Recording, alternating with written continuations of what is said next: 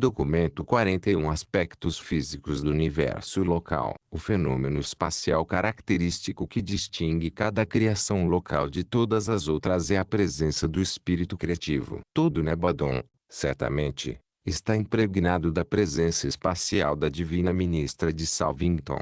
E essa presença também se confina, certamente, às fronteiras externas do nosso universo local. Tudo o que é permeado pelo nosso espírito materno do universo local é Nebadon, e aquilo que se estende para além da presença espacial dela está fora de Nebadon. São as regiões do espaço fora de Nebadon, no super-universo de Orvonton. São os outros universos locais. A organização administrativa do grande universo apresenta uma divisão clara entre os governos do universo central, do super-universo e dos universos locais. E, conquanto essas divisões sejam astronomicamente paralelas às da separação espacial entre Ivona e os 7 super-universos, nenhuma linha suficientemente clara de demarcação física separa as criações locais. Mesmo os setores maiores e menores de Orvonton são, para nós, claramente distinguíveis, mas não é tão fácil identificar as fronteiras físicas dos universos locais. E isso é assim porque essas criações locais são administrativamente organizadas de acordo com alguns princípios criativos que governam a segmentação da carga total de energia de um superuniverso,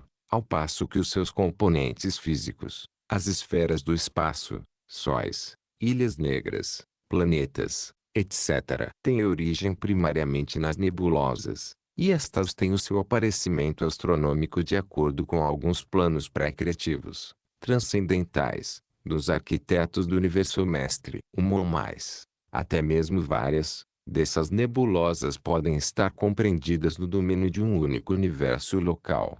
Do mesmo modo que Nebadon foi fisicamente formado por uma progênie estelar e planetária da nebulosa de Andronover e de outras. As esferas de Nebadon têm origem em nebulosas diversas, mas todas elas apresentavam uma certa movimentação mínima comum no espaço ajustada assim pelos esforços inteligentes dos diretores de potência, para produzirem a nossa agregação atual de corpos do espaço que viajam juntos como uma unidade contínua nas órbitas do superuniverso. Tal é a constituição da nuvem local de estrelas em Nebadon, que hoje gira em uma órbita cada vez mais estabilizada em torno do centro de Sagitário, naquele setor menor de Orvonton ao qual a nossa criação local pertence. 1.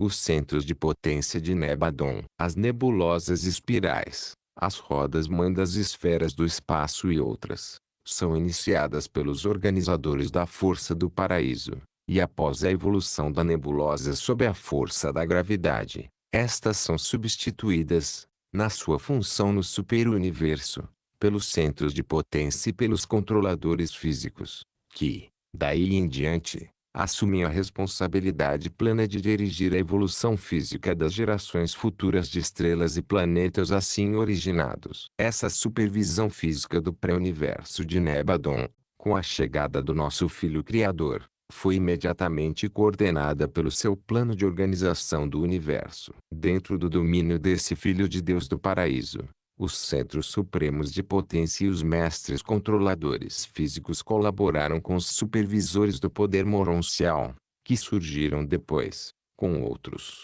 para produzirem o vasto complexo de linhas de comunicação, de circuitos de energia e canais de poder e força que vinculam firmemente os múltiplos corpos espaciais de Nebadon a uma unidade administrativa integrada única. 100 centros supremos de potência da quarta ordem estão designados permanentemente para o nosso universo local. Esses seres recebem as linhas de força, que chegam dos centros da terceira ordem de Uversa, e transmitem os circuitos, depois de reduzidos e modificados, aos centros de potência das nossas constelações e sistemas. Esses centros de potência, em associação, operam no sentido de produzir os sistemas vivos de controle e a equalização, os quais atuam mantendo o equilíbrio e a distribuição das energias que, não fora isso, seriam flutuantes e variáveis. Os centros de potência, contudo, não se ocupam das alterações transitórias e locais de energias, tais como manchas solares e perturbações elétricas nos sistemas, A luz e a eletricidade não são as energias básicas do espaço. São manifestações secundárias e subsidiárias. Os 100 centros dos universos locais estão estacionados em Salvington, onde funcionam no centro exato de energia daquela esfera. As esferas arquitetônicas, tais como Salvington, Edente e Jerusalém, são iluminadas, aquecidas e energizadas por métodos que as tornam totalmente independentes dos sóis do espaço. Tais esferas, feitas sob medida, foram construídas pelos centros de potência e pelos controladores físicos e projetadas para exercer uma influência poderosa sobre a distribuição de energia, baseando as suas atividades em tais pontos focais de controle da energia. Os centros de potência, por intermédio das suas presenças vivas, direcionam e canalizam as energias físicas do espaço. E esses circuitos de energia são básicos para todos os fenômenos físico-materiais e moron-espirituais. 10 centros supremos de potência da quinta ordem estão designados para cada uma das subdivisões primárias de Nebadon,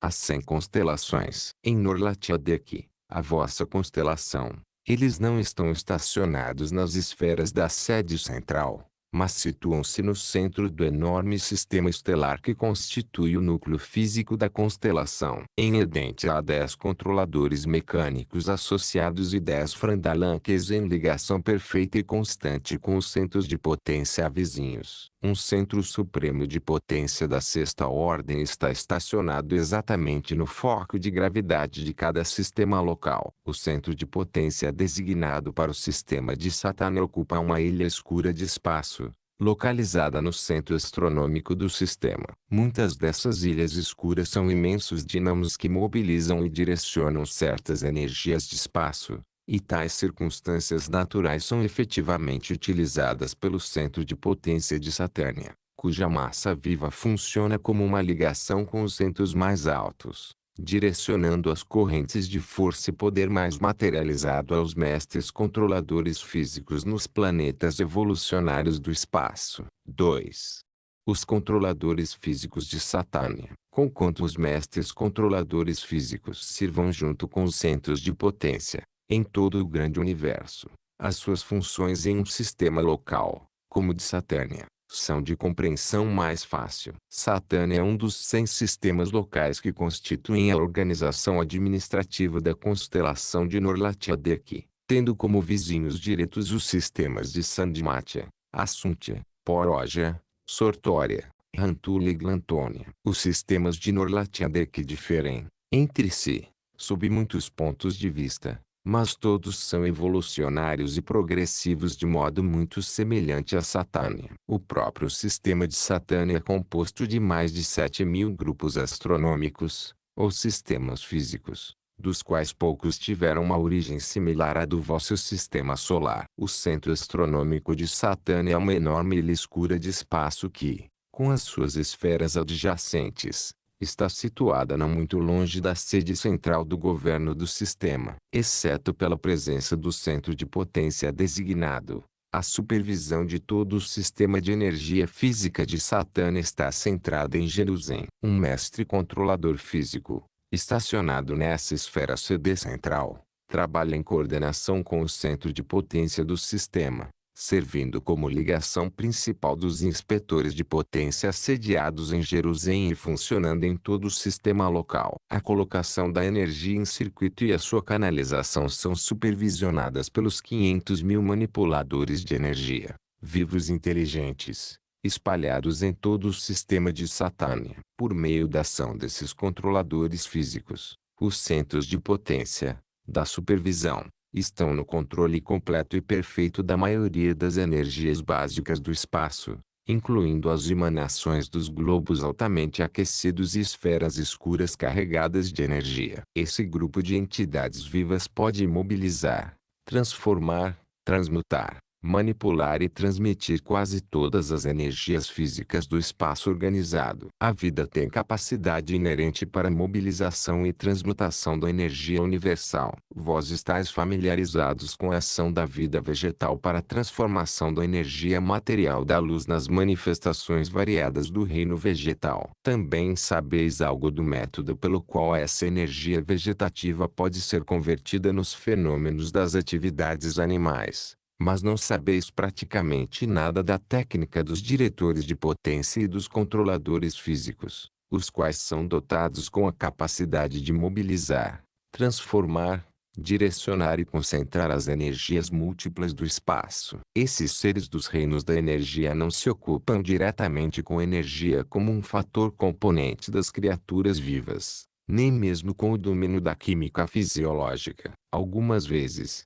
eles ocupam-se com os preliminares físicos da vida, com a elaboração daqueles sistemas de energia que podem servir como veículos físicos para as energias vivas dos organismos elementares materiais. De um certo modo, os controladores físicos estão relacionados às manifestações pré-viventes da energia material, tal como os espíritos ajudantes da mente se ocupam com as funções pré-espirituais da mente material. Essas criaturas inteligentes no controle do potencial e orientação da energia devem ajustar a sua técnica, em cada planeta, de acordo com a constituição física e arquitetura daquela esfera. Utilizam, infalivelmente, os cálculos e as deduções das suas respectivas assessorias de físicos e outros conselheiros técnicos, no que diz respeito à influência local de sóis altamente aquecidos e outros tipos de estrelas supercarregadas. Mesmo os enormes gigantes frios e escuros do espaço e os enxames de nuvens de pó estelar devem ser considerados.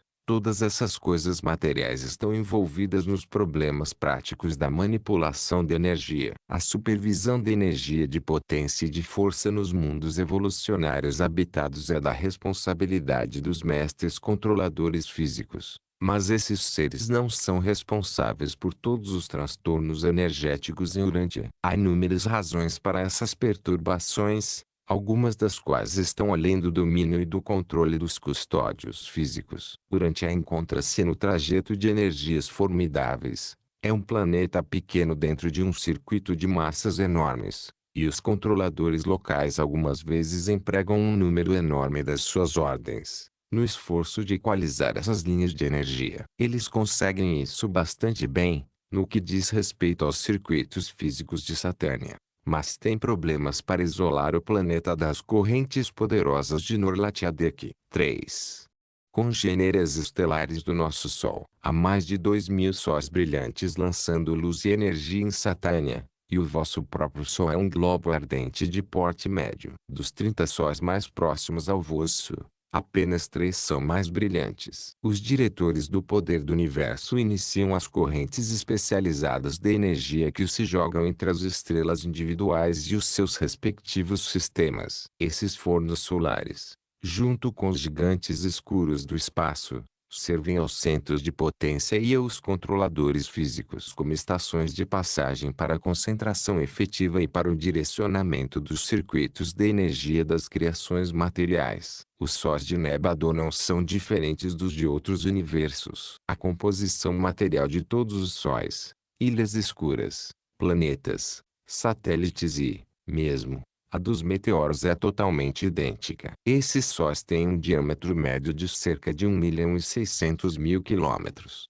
O do vosso globo solar é um pouco menor. A maior estrela no universo, a nuvem estelar de Antares, tem 450 vezes o diâmetro do vosso Sol, e 60 milhões de vezes o seu volume. Mas há espaço abundante para acomodar todos esses enormes sóis. Relativamente, eles têm, para movimentar-se, um espaço relativamente igual ao que 12 laranjas teriam se estivessem circulando no interior de Urântia e se este planeta fosse um globo oco. Quando sóis muito grandes são lançados fora de uma roda-mãe nebulosa, eles logo se quebram ou formam estrelas duplas. Todos os sóis são, por origem, verdadeiramente gasosos, embora possam mais tarde existir, transitoriamente, em um estado semilíquido. Quando o vosso Sol atingiu esse estado quase líquido, de pressão supergasosa, Ele não era grande o suficiente para se partir equatorialmente, sendo este um tipo de formação de estrelas duplas. Quando atingem menos do que 1/10 do tamanho do vosso Sol,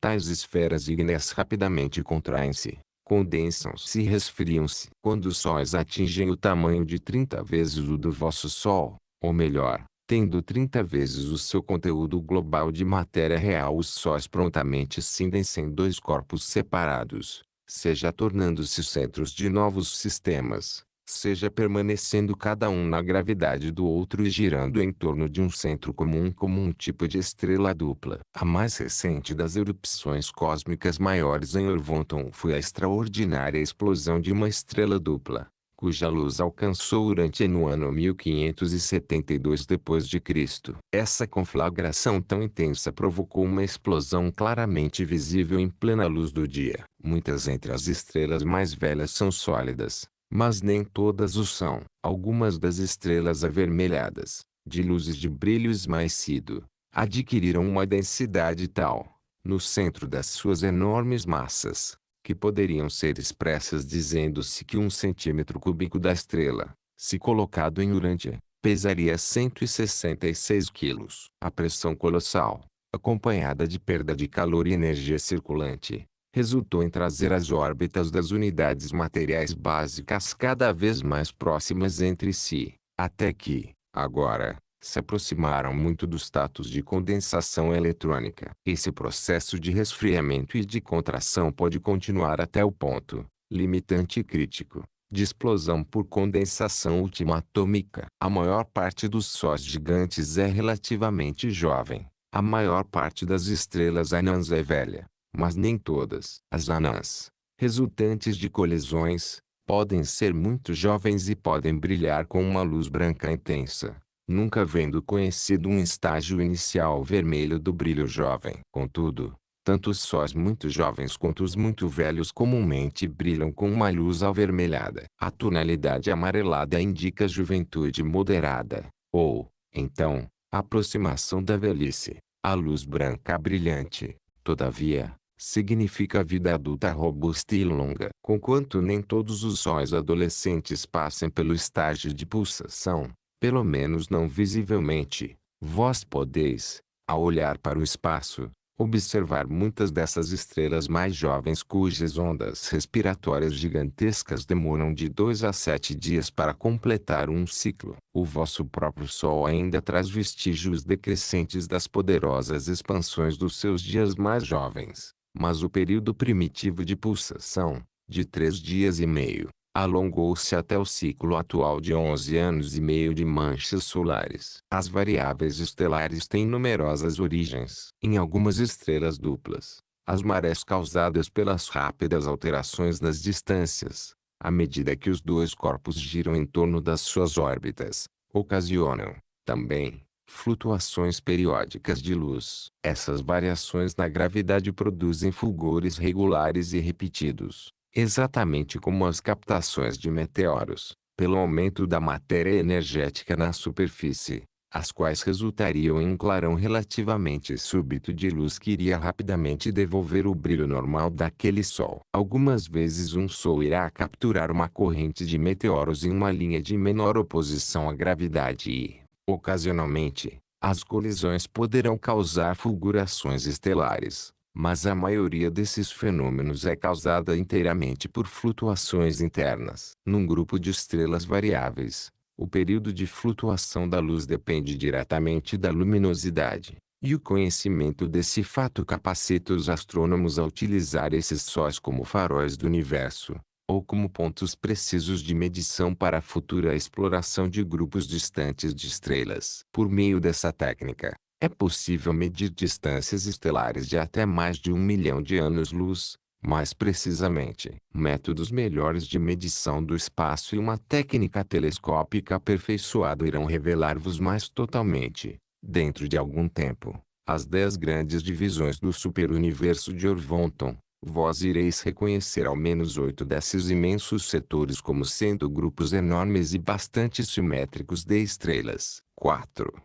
A densidade do Sol. A massa do vosso Sol é ligeiramente maior do que o estimado pelos vossos físicos. que a consideram como sendo de 2 octilhões, 1,8x1027, de toneladas. Está atualmente em um ponto intermediário entre as estrelas mais densas e as mais difusas, tendo cerca de 1,5 vezes a densidade da água. Mas o vosso Sol não é nem líquido, nem sólido, é gasoso. E isso é verdadeiro. Não obstante seja difícil explicar como a matéria gasosa pode alcançar tal densidade e até densidades mais elevadas. Os estados gasoso, líquido e sólidos são uma função das relações atômico-moleculares, mas a densidade é uma relação entre o espaço e a massa. A densidade varia diretamente com a quantidade de massa no espaço e inversamente com a quantidade de espaço na massa. Tanto o espaço entre os núcleos centrais da matéria e das partículas que giram em torno desses centros,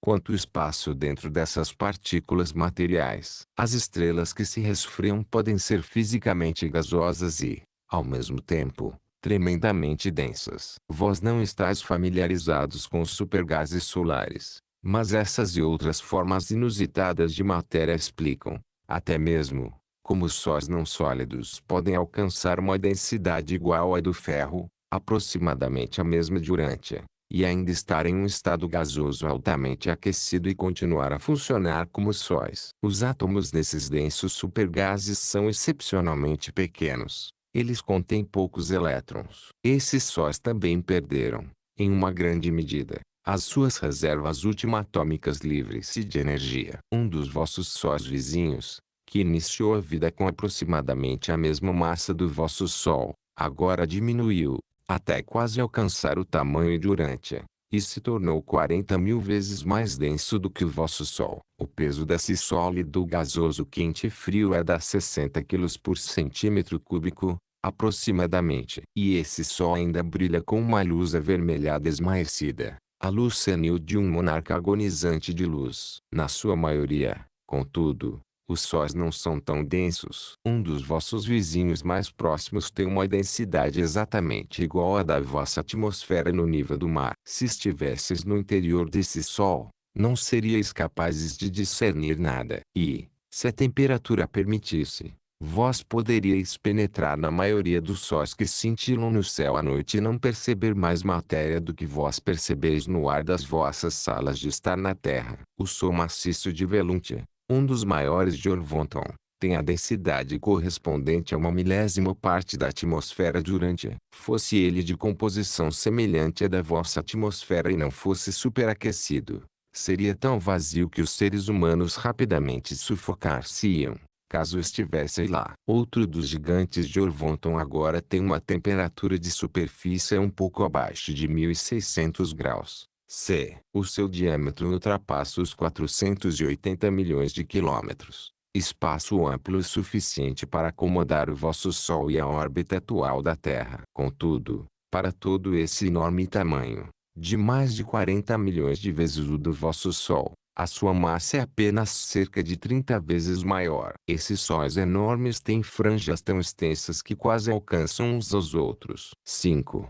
A irradiação solar. Que os sóis do espaço não sejam muito densos é provado pelas firmes correntes de energia-luz que emanam deles. Uma densidade muito grande reteria a luz por opacidade, até que a pressão de energia-luz alcançasse o ponto de explosão. Há uma imensa pressão de luz ou de gás dentro de um Sol, a ponto de levá-lo a emitir uma corrente tão poderosa de energia que penetra o espaço por milhões e milhões de quilômetros, para energizar, iluminar e aquecer os planetas distantes. 5 metros de superfície, com a densidade de Urântia, impediriam efetivamente que todos os raios-x e a energia-luz escapassem de um Sol até que a crescente pressão interna das energias que se acumulam, e resultante do desmembramento atômico, com uma imensa explosão para fora, superasse essa gravidade. A luz, em presença de gases propulsores, é altamente explosiva se confinada a altas temperaturas por paredes opacas retentoras. A luz é física, real. Do modo como dás valor à energia e à força no vosso mundo, a luz do Sol seria econômica, ainda que custasse 2 milhões de dólares o quilograma. O interior do vosso Sol é um imenso gerador de raios-x. Os sóis são sustentados de dentro pelo bombardeamento incessante dessas emanações poderosas. São necessários mais de meio milhão de anos para que um elétron, estimulado por raios-x, faça o caminho desde o centro de um Sol mediano até a superfície solar, de onde começa sua aventura no espaço, talvez para aquecer um planeta habitado, para ser captado por um meteoro, para participar do nascimento de um átomo, para ser atraído por uma ilha escura de espaço altamente carregada, ou para ter o seu voo espacial terminado em uma imersão final sobre a superfície de um Sol semelhante àquele da sua origem. Os raios-x do interior de um Sol carregam os elétrons altamente aquecidos e agitados, com energia suficiente para levá-los para fora, através do espaço, passando pelas influências aprisionadoras da matéria que se interpõe e, a despeito de atrações divergentes da gravidade, até chegar às esferas distantes de sistemas remotos. A grande energia da velocidade que se faz necessária para escapar da atração da gravidade de um Sol é suficiente para assegurar que o raio de Sol continue viajando sem perda de velocidade, até que encontre massas consideráveis de matéria, depois do que, será rapidamente transformada em calor, com a liberação de outras energias. A energia em forma de luz, ou sob outras formas, move-se em linha reta no seu voo através do espaço. Essas partículas reais de existência material atravessam o espaço como um projétil, indo em linha reta ininterrupta ou em procissão, exceto quando sobre elas atuam forças superiores, e exceto quando tem de obedecer à atração da gravidade linear inerente à massa material e à presença da gravidade circular da Ilha do Paraíso. A energia solar pode parecer propagar-se em ondas, mas isso é devido à ação de influências coexistentes diversas. Uma dada forma de energia organizada não se propaga em ondas, mas, sim, em linha reta. A presença de uma segunda ou terceira forma de energia-força pode levar a corrente observada a parecer viajar sob a forma de ondas, exatamente como em uma forte tempestade, acompanhada de um forte vento. A água algumas vezes parece cair em forma de cortina ou descer em ondas. As gotas de água descem em uma linha reta de sequência contínua, mas a ação do vento é tal que dá a aparência visível de cortinas de água e de ondas de pingos de chuva. A ação de certas energias secundárias, e outras não descobertas, presentes nas regiões do espaço do vosso universo local, é tal que as emanações da luz solar parecem executar certos fenômenos ondulatórios, bem como ser fragmentadas em partes infinitesimais de comprimento e peso definidos. E, de um ponto de vista prático, isso é exatamente o que acontece. Dificilmente podeis esperar chegar a uma compreensão melhor do comportamento da luz antes de adquirirdes um conceito mais claro da interação e da inter-relação das várias forças no espaço e energias solares que atuam nas regiões do espaço em Nebadon. A vossa confusão atual é devida também à vossa percepção incompleta dessa questão, pelo que ela envolve de atividades interassociadas de controle pessoal e impessoal do universo mestre, as presenças, as atuações e a coordenação do agente conjunto e do absoluto inqualificável. 6. O cálcio, o viandante do espaço. Ao decifrar os fenômenos espectrais, deveria ser lembrado que o espaço não é vazio, que a luz, ao atravessar o espaço, algumas vezes é ligeiramente modificada pelas várias formas de energia e matéria que circulam em todo o espaço organizado. Algumas das linhas a indicar matéria desconhecida, as quais aparecem nos espectros do vosso Sol, são decorrentes das modificações em elementos bem conhecidos flutuando no espaço sob formas desintegradas, perdas atômicas que são dos choques violentos entre os elementos solares. O espaço está cheio desses dejetos ambulantes, especialmente de sódio e cálcio. O cálcio é, de fato, o elemento principal que permeia a matéria do espaço em todo o Orvonton. Todo o nosso superuniverso está cheio de pedra altamente pulverizada. E essa pedra é literalmente a matéria básica de construção para os planetas e esferas do espaço. A nuvem cósmica,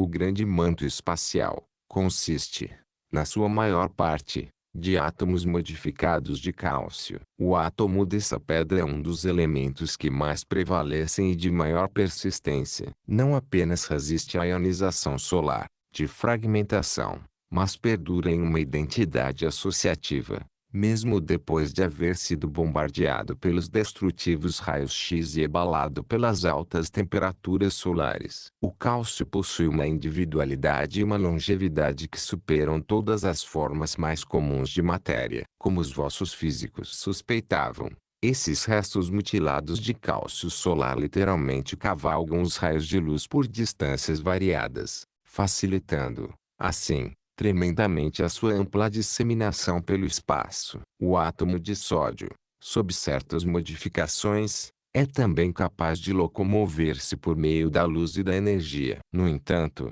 mais notável é o feito do cálcio, pois esse elemento tem quase 2 vezes a massa do sódio. A permeação do espaço local pelo cálcio se deve ao fato de que ele escapa da fotosfera solar sob uma forma modificada, literalmente cavalgando os raios de sua expansão. De todos os elementos solares, o cálcio, não obstante possuir uma massa relativamente alta, posto que contém 20 elétrons em órbita, é o que maior êxito consegue ao escapar do interior solar para os reinos do espaço. Isso explica por que há uma camada de cálcio no Sol, uma superfície de pedra gasosa, de quase 10.000 quilômetros de espessura. E isso a despeito do fato de haver 19 elementos mais leves, e numerosos mais pesados, debaixo dessa camada. O cálcio é um elemento ativo e versátil sob as temperaturas solares. O átomo dessa pedra tem 2 elétrons ágeis e soltamente agregados nos 2 circuitos eletrônicos externos, que estão muito próximos um do outro. Na luta atômica, muito cedo perde o seu elétron mais externo. A partir daí, executa um ato de mestria em malabarismo, fazendo o 19º elétron ir e voltar do 19º circuito de órbita eletrônica para o 20º, projetando esse 19º elétron entre a sua própria órbita e a do companheiro perdido, por mais de 25.000 vezes a cada segundo. Um átomo de pedra mutilada torna-se parcialmente capaz de desafiar a gravidade e, desse modo, cavalgar com sucesso as correntes emergentes de luz e energia, nos raios de sol, até a liberdade e a aventura. Esse átomo de cálcio move-se para fora em saltos alternados de propulsão para frente, agarrando-se e soltando-se dos raios de sol cerca de 25.000 vezes a cada segundo. E essa é a razão pela qual essa pedra é a componente principal dos mundos do espaço. O cálcio é o fugitivo mais habilidoso na escapada da prisão solar. A agilidade desse elétron acrobático de cálcio é indicada pelo fato de que, quando ele é arrojado, pela força da temperatura dos raios-x solares, para o círculo da órbita mais elevada, ele apenas permanece naquela órbita por cerca de 1 milionésimo de segundo. Mas, antes que a força da gravidade elétrica do núcleo atômico o puxe de volta para sua velha órbita, ele é capaz de completar 1 milhão de revoluções em torno do centro atômico. O vosso Sol perdeu já uma enorme quantidade do seu cálcio, havendo perdido quantidades imensas durante os tempos das suas erupções convulsivas quando da formação do sistema solar. Grande parte do cálcio solar está agora na crosta exterior do Sol. Deveria ser lembrado que a análise espectral mostra apenas as composições da superfície do Sol. Por exemplo, os espectros solares mostram muitas linhas de ferro, mas o ferro não é o elemento principal no Sol. Esse fenômeno é quase totalmente devido à temperatura atual da superfície do Sol, pouco menor do que 3.300 graus C, sendo essa temperatura muito favorável ao registro do espectro do ferro. 7. As fontes de energia solar. A temperatura interna de muitos dos sóis, e mesmo a do vosso Sol, é bem mais elevada do que se crê normalmente. No interior de um Sol praticamente não existem átomos intactos. Estão todos mais ou menos fragmentados pelo bombardeamento intenso de raios-x, o que é característico das altas temperaturas. Independentemente de quais elementos materiais apareçam nas camadas externas de um Sol, aqueles que estão no seu interior tornam-se muito similares, por causa da ação dissociativa dos raios-x destruidores. Os raios-x em geral são os grandes niveladores da existência atômica. A temperatura de superfície no vosso Sol é de quase 3.300 graus C, mas cresce rapidamente à medida que se penetra no seu interior, até atingir a inacreditável marca de cerca de 19.400.000 graus. Nas regiões centrais, todas essas temperaturas sendo expressas na vossa escala Celsius. Todos esses fenômenos indicam um enorme gasto de energia, e as fontes da energia solar, nomeadas pela ordem da sua importância, são 1. A aniquilação de átomos e, finalmente, dos elétrons. 2. A transmutação de elementos, a qual inclui o grupo de energias radioativas assim liberadas. 3. A acumulação e a transmissão de certas energias universais de espaço. 4. A matéria espacial e os meteoros que, sem cessar, estão mergulhando nos sóis abrasadores. 5. A contração solar, o resfriamento e a consequente contração de um Sol produzem uma energia e um calor algumas vezes maior do que os supridos pela matéria do espaço. 6. A ação da gravidade, a altas temperaturas, transforma certos potenciais circuitados em energias irradiantes. 7. A luz recaptada e outras matérias que são atraídas, de volta ao Sol, após haverem-no deixado juntamente com outras energias de origem extrasolar. Existe uma camada reguladora de gases quentes, algumas vezes a temperatura de milhões de graus, que envolve os sóis, e que atua para estabilizar as perdas de calor e também para prevenir as flutuações perigosas de dissipação de calor. Durante a vida ativa de um Sol, a temperatura interna é de 19.400.000 graus C. Permanece quase a mesma, a despeito da queda progressiva da temperatura externa. Vós poderíeis tentar visualizar a temperatura de 19.400.000 graus C, associando-a a algumas pressões de gravidade, como ponto de ebulição eletrônico. Sob essa pressão, e em tais temperaturas, todos os átomos são degradados e fragmentam-se nos seus componentes eletrônicos e em outros componentes ancestrais. Até mesmo os elétrons e outras associações de ultimátons podem ser fragmentadas, mas os sóis não são capazes de degradar os ultimátons. Essas temperaturas solares aceleram enormemente os ultimátons e os elétrons, ou, ao menos aqueles elétrons que continuam a manter sua existência sob tais condições. Vós compreendereis o que essa alta temperatura significa na aceleração das atividades dos ultimátons e dos elétrons, ao considerardes que uma gota de água comum contém mais de 1 bilhão de trilhões de átomos. Essa seria a energia de mais de 100 cavalos-vapor exercida continuamente por 2 anos. A quantidade total de calor irradiada agora pelo Sol desse sistema solar, a cada segundo, é suficiente para ferver toda a água em todos os oceanos durante no tempo de apenas 1 segundo. Somente os sóis que funcionam nos canais diretos das correntes principais da energia do universo podem brilhar para sempre. Esses fornos solares ardem indefinidamente, sendo capazes de repor as suas perdas materiais com a absorção da energia de força do espaço e energias circulantes análogas. Todavia, estrelas muito distantes desses canais principais de recarga estão destinadas a passar pelo esgotamento de energia gradualmente resfriam-se e, finalmente, apagam-se. Tais sóis, mesmo mortos ou moribundos, podem ser rejuvenescidos por um impacto de colisão ou podem ser recarregados por certas ilhas de energias não luminosas do espaço, ou ainda mediante a tomada, por gravidade, de sóis vizinhos menores, ou sistemas. A maioria dos sóis mortos irá experienciar uma revivificação por meio dessas técnicas evolucionárias ou outras. Aqueles que não forem recarregados finalmente desse modo estão destinados a passar pela desintegração, com a explosão da massa, quando a condensação da gravidade atingir o nível crítico de condensação ultimatômica da pressão da energia. Esses sóis em desaparecimento convertem-se, assim, em energia da forma mais rara, admiravelmente adaptável para energizar outros sóis mais favoravelmente situados. 8.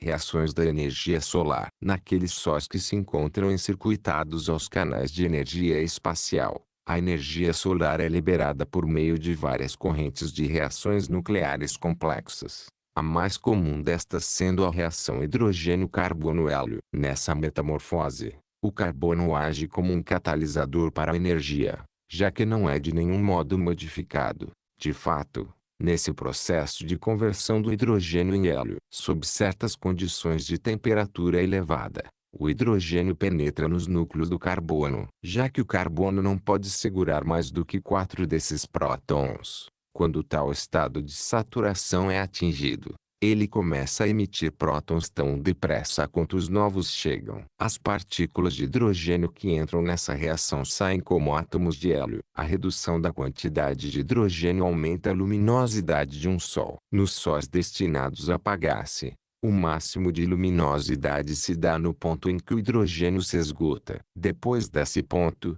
o brilho é mantido por meio do processo resultante de contração da gravidade. Finalmente, essa estrela tornar-se-á uma esfera altamente condensada, a chamada anã branca. Nos grandes sóis, pequenas nebulosas circulares, quando o hidrogênio se esgota e a contração da gravidade sobrevém, se esse corpo não for suficientemente opaco para reter a pressão interna de suporte para as regiões externas dos gases, então, um súbito colapso ocorre. As mudanças da gravidade elétrica dão origem a grandes quantidades de partículas mínimas desprovidas de potencial elétrico, e essas partículas prontamente escapam do interior solar, causando assim, em poucos dias, o colapso de um Sol gigantesco. Foi a emigração dessas partículas fugitivas que provocou o colapso do gigante Nova, da nebulosa de Andrômeda, há cerca de 50 anos atrás. Esse imenso corpo estelar entrou em colapso em 40 minutos do tempo durante, regra geral,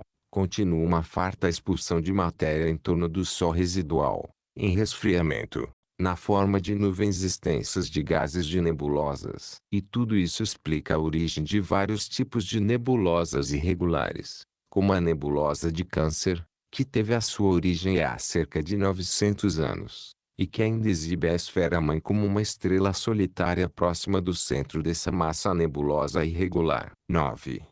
A estabilidade dos sóis. Um controle de gravidade sobre os seus elétrons é mantido de tal modo pelos sóis maiores, que a luz escapa apenas com a ajuda dos poderosos raios-x. Esses raios colaboradores penetram em todo o espaço e servem para a manutenção das associações ultimatômicas fundamentais de energia. As grandes perdas de energia nos dias iniciais de um Sol, depois de haver atingido a sua temperatura máxima, de mais de 19.400.000 graus C, são devidas, não tanto ao escape da luz, quanto aos vazamentos ultimatômicos. Essas energias dos ultimatons se projetam na direção do espaço exterior, para participar da aventura da associação eletrônica e da materialização da energia, como uma verdadeira explosão de energia durante os tempos da adolescência solar. Os átomos e os elétrons estão sujeitos à gravidade. Os ultimatons não estão sujeitos à gravidade local,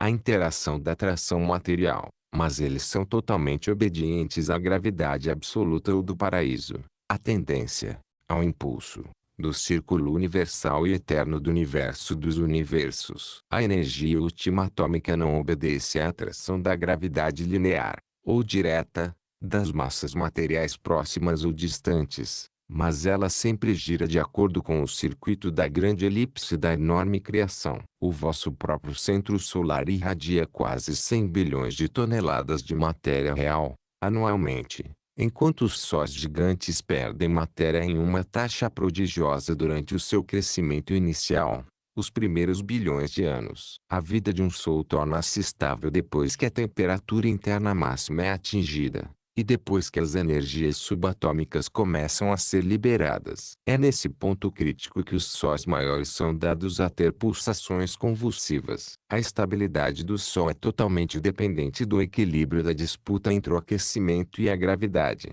Pressões tremendas contrabalançadas por temperaturas inimagináveis. A elasticidade interior do gás dos sóis mantém as camadas sobrepostas de materiais variados e, Quando a gravidade e o calor estão em equilíbrio, o peso dos materiais externos iguala-se exatamente à pressão da temperatura dos gases subjacentes interiores. Em muitas estrelas mais jovens, a condensação contínua da gravidade produz temperaturas internas sempre crescentes e, à medida que o calor interno cresce, a pressão interna dos raios-x, nos ventos dos supergases, torna-se tão grande que, ajudada pelos movimentos centrífugos, leva o Sol a começar a tirar um espaço à sua camada exterior, compensando, assim, o desequilíbrio entre a gravidade e o calor. O vosso próprio Sol há muito atingiu um relativo equilíbrio entre os ciclos de sua expansão e sua contração, aquelas perturbações que produzem as pulsações gigantescas de muitas das estrelas mais jovens. O vosso Sol tem atualmente cerca de 6 bilhões de anos de idade. No momento presente,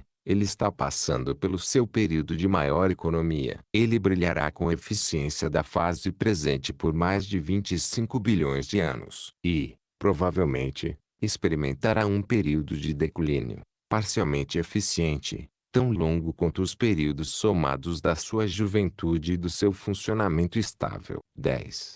A origem dos mundos habitados. Algumas das estrelas variáveis, no estado de pulsação máximo ou próximo dele, estão em processo de originar sistemas subsidiários, muitos dos quais finalmente serão bastante semelhantes ao vosso próprio Sol, com os planetas girando a seu redor. O vosso Sol estava justamente em um estado igual, de pulsação vigorosa, quando o maciço sistema de Angona aproximou-se muito dele, e a superfície externa do Sol começou a expelir verdadeiras correntes, camadas contínuas, de matéria. Isso prosseguiu com uma violência sempre crescente, até quase a justaposição, quando os limites da coesão solar foram atingidos e uma grande quantidade de matéria, ancestral do sistema solar, foi expelida. Em circunstâncias similares, a maior aproximação do corpo atraído faz, algumas vezes, expelir planetas inteiros, e até mesmo uma quarta ou uma terça parte de um Sol. Essas expulsões maiores formam certos tipos peculiares de mundos envolvidos por nuvens, esferas semelhantes a Júpiter e Saturno. A maioria dos sistemas solares, contudo, teve uma origem inteiramente diferente da do vosso. E isso é verdadeiro até quanto aqueles que foram criados pela técnica de gravidade do tipo maremotriz. Todavia, não importando o que será obtido por meio da técnica de criação de um mundo, a gravidade sempre produz o tipo de sistema solar de criação, isto é, um Sol central ou uma ilha escura com planetas, satélites, subsatélites e meteoros. Os aspectos físicos dos mundos individuais são amplamente determinados pelo modo da sua origem, pela situação astronômica e pelo ambiente físico. A idade, o tamanho, a velocidade de rotação e a velocidade no espaço são também fatores determinantes. Tanto os mundos gerados pela contração do gás, quanto os de sedimentação sólida, são caracterizados por montanhas e, durante a sua vida inicial, quando já não são tão pequenos, pela água e pelo ar. O tipo de mundo gerado pela divisão por derretimento e os mundos gerados por colisões algumas vezes não têm áreas montanhosas tão extensas. Durante as primeiras idades de todos esses mundos novos, os terremotos são frequentes, e todos são caracterizados por grandes perturbações físicas. E isso é especialmente verdadeiro a respeito das esferas geradas pela contração de gases, mundos nascidos de imensos anéis de nebulosas que são deixados para trás no alvorecer das primeiras condensações e contrações de certos sóis individuais. Os planetas que têm uma origem dupla, como Urântia, passam por uma carreira de juventude menos violenta e tempestuosa. Mesmo assim, o vosso mundo experimentou uma fase inicial de cataclismos fortíssimos, caracterizados por vulcões, terremotos, enchentes e tempestades terríveis. Urântia está relativamente isolada, na periferia do vosso sistema de Satânia, e, com uma exceção apenas, é a esfera mais distante de Jerusalém, ao passo que o próprio sistema de Satânia está próximo do sistema mais externo de Nurlatchadeki. E essa constelação agora atravessa a orla externa de Nebadon. Vós estivestes realmente entre as mais humildes de todas as criações, até que a auto-outorga de Michael houvesse elevado o vosso planeta a uma posição de honra e de grande interesse universal. Algumas vezes, os últimos serão os primeiros. Assim como verdadeiramente o menor pode tornar-se o maior. Apresentado por um arcanjo, em colaboração com o comandante dos centros de potência de Nebadon.